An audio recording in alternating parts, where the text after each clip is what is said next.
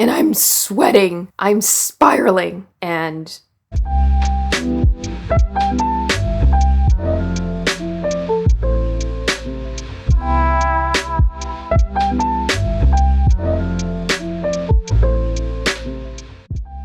hello! Today I'm going to be talking about the DJI Osmo Pocket 3. This is not going to be a review, and I'm definitely not going to be going over the tech specs. This video is going to be more about my experience and why it does not work for me.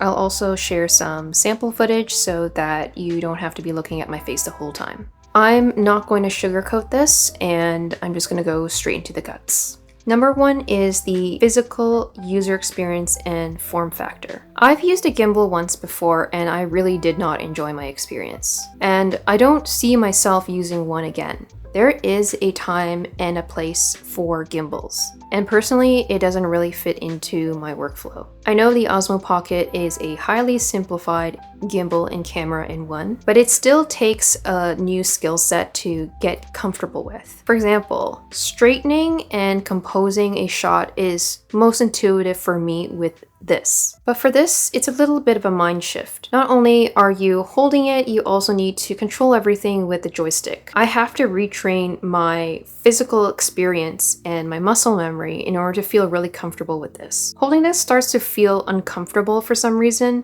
and it doesn't really get better with time. A lot of people raved about its ergonomics, but I personally didn't find that at all. Going from a phone camera or a real camera to this was a big leap for me. I have pretty small hands already, so I can only imagine how much more awkward it might be for someone with bigger hands to find this comfortable. This also comes with its fair share of limitations. My favorite videos to make are often in moist weather. I shoot in the rain, the snow, and sometimes high humidity, lots of fog. I feel more confident bringing along my phone or a weather-sealed camera and lenses if I'm going to be making videos in somewhat extreme weather. I'm also pretty rough with my gear. It's very delicate. It's not a rough and tumble kind of camera. And when you're not using this, you have to store this in its case. If you lose the case, you could risk damaging the gimbal head. If it's just tossing around in your bag, the parts on this are very delicate and need to be handled with care. And I tend to be a little careless,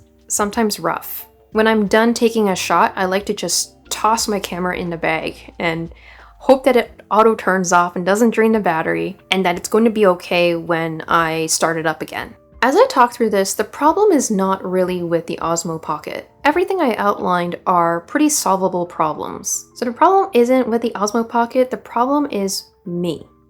I'm the problem. To make something like this work for me, I need to put in the time, the effort, and the focus to bridge the gap of using something new, build more muscle memory. It's a learning curve. And to my recent point, maybe I should reserve this for dry days or dry occasions, but I'm just not a dry person. I'm very wet. So there you have it. I'm gonna figure out how to sell this thing now because I live in the middle of nowhere and it's not easy to sell used gear where I live. The nearest camera store to sell used goods is about 400 kilometers away or a 4-hour drive. And I hate posting things up for sale on Facebook Marketplace or Kijiji because everybody's a jerk. Everybody's haggling, everyone's looking for a deal. And I know in the past on my channel I have talked about the fact that it's a sunk cost, just let it go. You've already spent the money, whatever money you make back is just bonus, which is very true.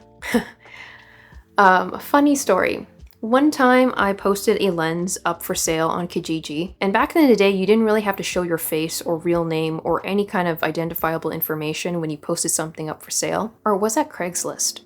I don't know, it was one of those. And you could have like an anonymous profile picture and a username that is just made up of a bunch of random letters and numbers. Then one day someone responded to my lens listing and offered the list price and didn't haggle. And I couldn't see their email address because Kijiji kind of obfuscate. Kijiji hides the email address and name. It's like when you're using your email, but it doesn't show to the other person. God, I work in technology, I should know this. Anyway, so we set up a date, a time, and a location to meet up. An hour before we're supposed to meet, the potential buyer sends me their phone number just in case. I put the phone number into my phone and I'm about to text this person to confirm. And then I notice a text trail of past messages. And I'm looking at it and it's a full-on conversation with this person from a couple years ago. And as I'm reading it, it occurs to me that I once dated this person. So I'm like, oh my God. Do I sell it to him or do I get someone else to sell it on my behalf? The problem is that I don't know any friends who know technical specs of this camera lens. So there's no one I could really send on my behalf. So I'm spiraling. And if I did send somebody on my behalf, like what if he asks more questions? Then he'll be wondering like, did you steal this lens since you don't know too much about it? And then I started thinking like, do I set up my friend with like an earpiece and then like I'm just hiding in a white van with a satellite and I'm just gonna feed him like specs so that he's like prepared, or like prepare him with a story that sells the lens really well? Or do I bail and make up some excuse and say that I sold it to somebody else, but I need to sell it? I actually didn't have any other potential buyers and I just really wanted to get rid of it and collect the money. Like he was the only interested buyer and wasn't gonna haggle on the price, and I'm supposed to meet him in an hour. And I'm sweating, I'm spiraling. So eventually I just like scraped the idea of sending a friend on my behalf and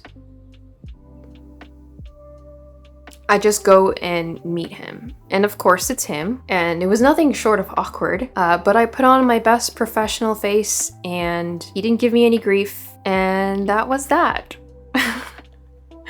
So now everything I buy, I either keep and regret it, or I return it before the return policy expires, or I sell it on eBay and I let eBay take a cut, because I cannot handle another one of those experiences.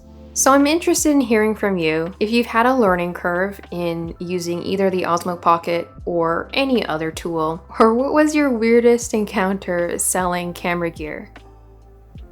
Thank you so much for watching, and I will see you in the next one. Bye! Okay, start over.